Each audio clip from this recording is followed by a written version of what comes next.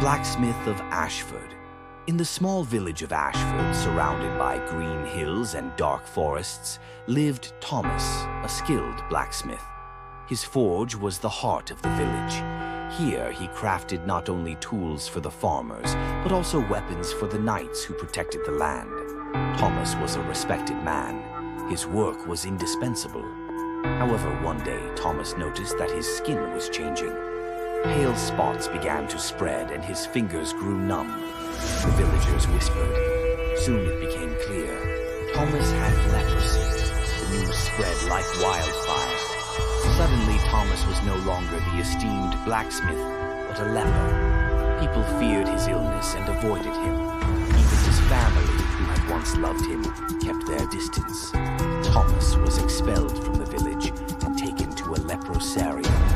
There, he lived with other lepers. The world he once knew seemed infinitely far away. He missed the warmth of the fire in his forge, the smell of glowing iron, and the laughter of the villagers. In the leprosarium, Thomas also found new friends, people who shared his faith and understood him. Together, they built a new community where they supported one another. Thomas began to use his skills as a blacksmith to create tools for the leprosarium. He found new meaning in his life. One day, a young knight visited the leprosarium. He was in search of a special sword, one that was not only strong, but also beautiful. Thomas, moved by the knight's request, forged a masterpiece.